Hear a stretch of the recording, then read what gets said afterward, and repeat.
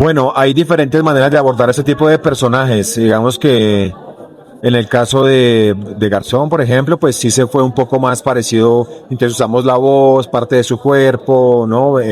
Tenía algunos elementos que hacían como referencia a lo que fue él. Entonces, pero hay otra manera también es abordarla desde la esencia. En el caso de Gaona, digamos que no tuvimos que pensar en una imitación.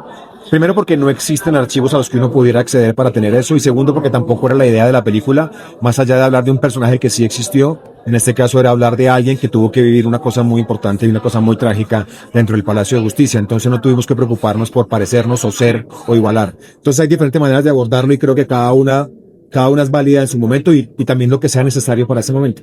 ¿Cómo sientes tú, piensas tú que entra en esta película en el contexto que está viviendo como tal el país ahorita, donde se desdibuja el lado correcto de la historia? Entonces, como que quedamos con esa idea de cuál es el lado correcto de la historia, y más cuando vemos películas como esta, donde se humanizan ciertas ideas que vienen convocándose acá. Yo creo que eso es muy importante lo que estás diciendo, porque no sé si les pasó, pero cuando uno empieza a ver la película, uno naturalmente, no sé si es como colombiano o como humano, empieza a buscar de qué lado hacerse, Sí. ¿no?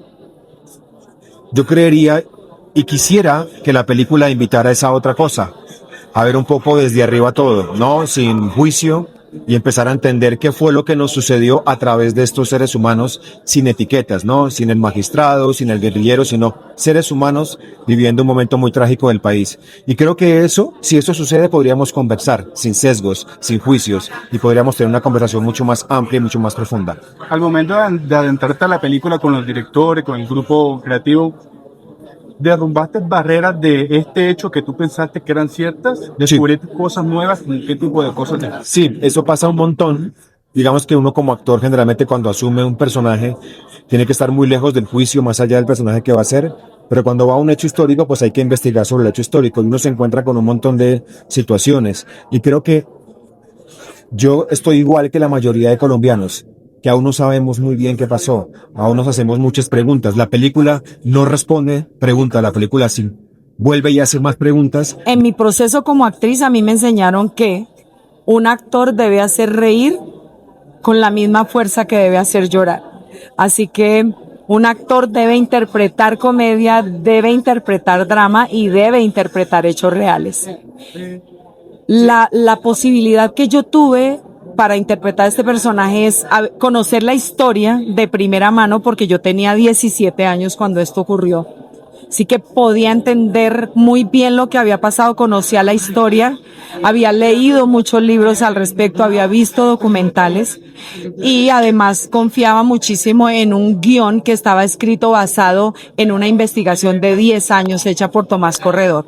Entonces es muy valioso para mí como actriz poder abordarlo desde el conocimiento histórico, desde el conocimiento humano y desde la madurez como actriz y como ser humano, porque si viví el hecho a los 17 años, poder contarlo a los 57 años, que es lo que tengo ahora, es tener también la madurez de entender todas las partes, ¿sabes?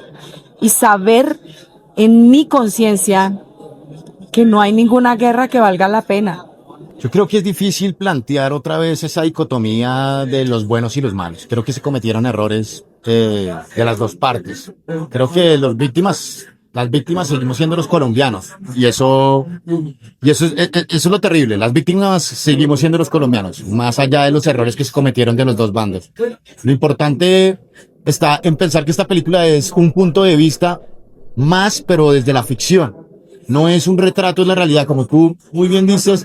Esto no es una construcción sobre los hechos solamente. Hay testimonios que se contradicen, hay distintas versiones de lo que pasó. Entonces lo importante es ver el lugar humano de esas personas que estuvieron encerradas, identificarnos que nosotros podríamos estar ahí, que no podemos repetir esta historia, que tenemos que cambiar esa visión tan polarista que tenemos.